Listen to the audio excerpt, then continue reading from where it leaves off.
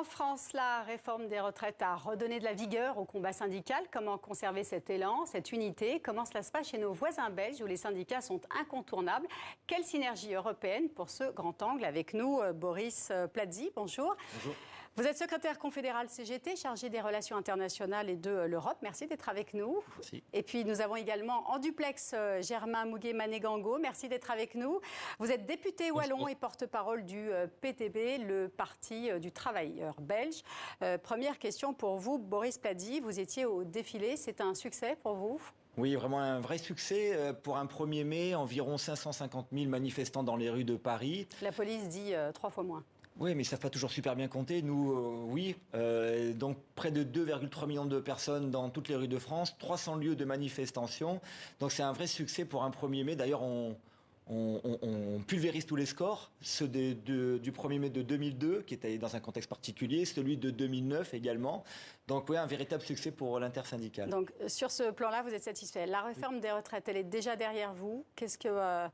Est-ce que vous tournez la page? C'est quoi aujourd'hui la décision de la CGT? La preuve, non, on ne tourne pas la page. Le nombre de manifestants dans tout le pays aujourd'hui démontre que justement les Français ont à cœur de dire au gouvernement, et en particulier Emmanuel Macron, on ne compte pas tourner la page et on demande encore, on exige encore le retrait. Comment demander le retrait alors? Toujours avec des manifestations, toujours avec des grèves, des mobilisations, une intersyndicale qui est solide, qui tient, qui propose, comme elle le fait depuis maintenant 13 journées de mobilisation. Donc on va continuer à le faire avec l'intersyndicale. Avec l'intersyndicale, ils sont tous d'accord pour continuer? Non. La CFDT y compris, parce qu'on a cru comprendre que potentiellement ils préféraient tourner la page et avancer sur d'autres sujets. La manifestation, les manifestations d'aujourd'hui étaient un petit peu un marqueur. C'était pour voir aussi combien on allait mettre de personnes dans les rues. Je pense que c'est un marqueur positif. L'intersyndicale doit se réunir demain et on va décider ensemble. C'est ce qu'on fait d'ailleurs depuis maintenant, depuis le mois de janvier. On décide ensemble à la fois du mot d'ordre. Bon, il a été clairement défini à la réforme des retraites. Et puis aussi, on décide des formes d'action. Donc les grèves, les manifestations. Donc on décidera demain ensemble en intersyndicale. Germain Mugué-Mané-Gango, vous êtes en Belgique. Vous avez peut-être une manifestation du 1er mai plus calme comparée à vos collègues français. Est-ce que c'est aussi tendu chez vous? D'abord, je voudrais quand même aussi affirmer mon admiration et ma solidarité avec les travailleurs et les travailleuses françaises qui sont en train de lutter depuis maintenant plusieurs semaines, plusieurs mois même, contre une réforme des retraites qui est très très importante et pour les Français mais aussi pour l'ensemble de la population en Europe. On est vraiment admiratif de ce mouvement et j'espère vraiment que ce mouvement va rencontrer le plus grand succès. Ça vous a choqué, vous? On a beaucoup parlé des violences policières, on a beaucoup parlé aussi d'un gouvernement qui était pas très ouvert. Ça a été beaucoup relayé dans la presse. Est-ce que ça vous a choqué, cette position finalement très fermée du gouvernement? Très clairement, ça nous a choqués. Alors on voit effectivement, finalement, un gouvernement qui est certain, en fait, finalement, que si il devait passer par soit le Parlement ou soit par le vote des Français et des Françaises, il n'obtiendrait pas le soutien à cette réforme des retraites. Et donc c'est pour ça qu'ils ont utilisé les 49.3. Et on voit que cette même en fait attitude antidémocratique se traduit dans la rue. Dans la rue, évidemment, par des violences qui sont inacceptables. D'ailleurs, nous-mêmes, dans les parlements en Belgique, nous sommes intervenus. Alors justement. Je voudrais qu'on le regarde. Je pense que c'est à ça que vous faites allusion. Je voudrais que l'on regarde cette séquence au Parlement belge. Le chef du Parti du Travail, Raoul Edebo, interpelle le gouvernement belge sur la méthode Macron. Madame la ministre, je vois aussi que le président Macron tente un passage en force avec son 49.3 et il tente de casser le mouvement par la répression, par les coups de matraque, par la brave qui vient pour matraquer tous les travailleurs. Une répression contre tous les travailleurs. Et qu'est-ce que j'entends du gouvernement belge? On ne dit rien. On ne dit rien. On ne dit rien. Donc dans tous les coins du monde, on va condamner la répression. Mais quand il s'agit de ses amis politiques, on se tait. Bien sûr, je demande ici officiellement au gouvernement belge de condamner la répression de l'État français contre les travailleurs français. Boris Plazzi, vous avez l'impression qu'il n'y a finalement pas de gagnant dans cette histoire, dans cette réforme des retraites? Ni les syndicats, ni les travailleurs, ni le gouvernement. Ceux qui perdent en ce moment, c'est plutôt le gouvernement français, en particulier la Première ministre et le président. C'est-à-dire que la réforme est toujours aussi impopulaire. Après 4 mois de mobilisation, il y a toujours une très grande majorité des Français qui disent « on n'en veut pas ». Ils en ont fait la démonstration encore aujourd'hui, le 1er mai. Ils vont certainement le refaire dans les prochains jours. Chaque sortie d'un ministre, d'un député, ça devient un concert de casseroles. Il se cache. Visiblement, le président de la République s'est un peu caché lors de la finale de la Coupe de France, pas plus tard que ce week-end. Bon, pour l'instant, les grands perdants, c'est surtout le gouvernement et Macron. Et ceux qui vont gagner à la fin, c'est les travailleurs. Germain Muguet-Mané-Gango, il faut souligner qu'en Belgique, vous, les syndicats, vous êtes déjà, vous avez plus de poids, plus d'importance. 60% des salariés sont syndiqués, contre 10% à peu près en France. Vous avez plus de poids, mais peut-être que vous êtes plus habitué à cet exercice du compromis. C'est ce qui manque peut-être aux Français. Je rappelle quand même qu'en Belgique, au moment où il y a eu une attaque aussi très très ferme contre les pensions en 2016, il y a eu aussi à ce moment-là des mobilisations très importantes qui ont empêché par exemple l'introduction d'un système de pension à points. Et je pense quand vous vous demandez effectivement de quoi nous parlons ce 1er mai-ci, un des éléments dont on parle effectivement, c'est les pensions qui vont aussi être attaquées par le gouvernement belge.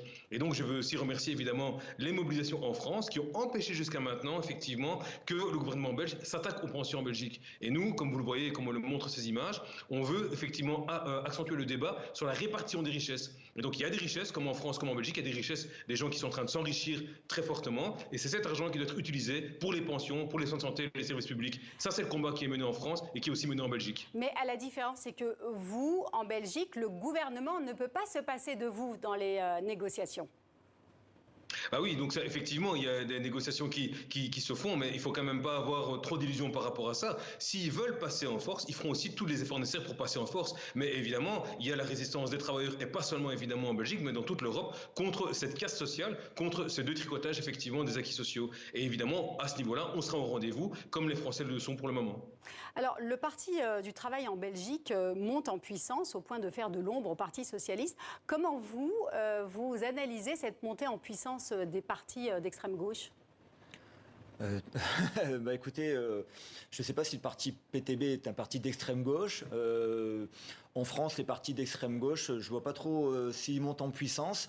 Nous, on part du principe où les partis de gauche, voire d'extrême gauche, quand ils sont dans leur périmètre, dans leur activité, c'est celle qui ne vient pas à la place du syndicalisme. Nous, ça nous va très bien. Quand ils sont, comme vient de le dire le monsieur à l'instant, en soutien au mouvement syndical, qu'il soit belge ou français, pour nous, c'est très important. Vous discutez avec vos collègues européens, belges, mais d'ailleurs également d'Europe? Oui, absolument, oui. Ils vous ont apporté du soutien pendant cette période-là? Énormément. Encore aujourd'hui, il y avait toute une délégation, presque une centaine d'internationaux présents dans la manifestation à Paris. Des 5 continents, il y avait d'ailleurs des camarades belges de la FGTB, il y avait des camarades italiens, espagnols, luxembourgeois, brésiliens, indiens, sud-coréens, africains. Non, vraiment, il y avait tous les continents qui étaient rassemblés et il n'y a pas eu une mobilisation en France, pas une des 13 journées où on a reçu des messages venant du monde entier en nous disant « surtout ne lâchez pas ». Ne lâchez pas, quelque part, votre lutte, c'est aussi un petit peu la nôtre et on vous encourage à continuer. Alors, il y a une nouvelle page qui va s'ouvrir. Il se trouve que la CGT comme la CFDT vont voir arriver à leur tête 2 femmes. Elles sont plus jeunes, c'est la nouvelle génération. Donc, c'est une génération qui est féminisée. Alors, c'est la première fois que vous avez une femme à la tête de votre syndicat, la CGT, ce qui n'est pas le cas de la CFDT. Il y avait eu Nicole Notat il y a 20 ans. Qu'est-ce qu'elles vont apporter avec elles, ces femmes? Est-ce qu'elles ont des nouvelles revendications, nouvelles luttes? L'écologie, par exemple, on en parle beaucoup, mais pas beaucoup dans le monde du travail. En fait, on ne parle pas beaucoup de cette question au sein des syndicats. Oui, c'est une question qui est en train de rentrer progressivement dans les syndicats, les questions environnementales, de transition juste, de transition. Peut-être que les nouvelles générations, comme Sophie Binet à la tête de la CGT, c'est aussi cette capacité à amener des combats qui sont un petit peu nouveaux, en plus des combats qui sont ceux du quotidien, avoir un meilleur salaire, avoir une retraite pour vivre dignement de son travail, avoir des meilleures conditions de travail, il y a aussi cette question-là, un petit peu cette sensibilité aux questions environnementales. Alors je ne sais pas si c'est l'apanage des femmes, mais en tout cas, à la CGT, nous, on est très fiers. En tout cas, l'apanage de la nouvelle génération.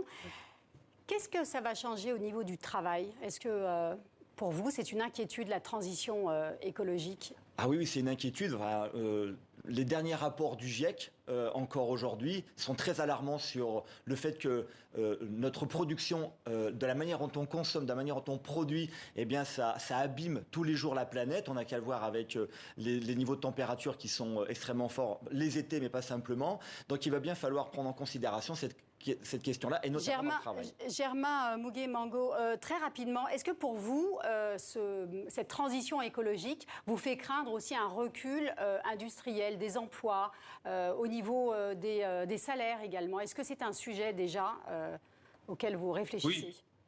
Oui, tout à fait. Non, c'est un sujet très très important parce qu'effectivement, cette transition écologique, elle est très très importante. Et en fait, on constate finalement que le système économique dans lequel nous sommes, finalement, il épuise deux formes de richesse. Il épuise la richesse humaine, hein, donc le travail humain, que ce soit les femmes et les hommes qui sont exploités, surexploités par un système économique finalement qui ne tient pas compte de leurs intérêts, mais aussi évidemment la nature qui est exploitée à court terme évidemment pour les bénéfices par ces mêmes intérêts. Et donc dans ce sens-là, pour nous, la transition écologique, c'est aussi une discussion de quel type de société on veut. Est-ce qu'on veut une société où les richesses sont utilisées justement pour faire perdurer cette richesse humaine et cette richesse naturelle, ou on veut un système économique finalement qui ne tient pas compte de ça? Et donc dans ce sens-là, pour nous évidemment, c'est un sujet très important, et ça l'est aussi d'ailleurs, je dois bien le reconnaître, pour différentes organisations syndicales en Belgique et dans d'autres pays. Je pense de plus en plus, ce combat devient un combat aussi de système. Merci beaucoup à tous les deux, Bruno Plazzi, Germain Mugué-Maneghango, d'avoir été nos invités du Grand Angle.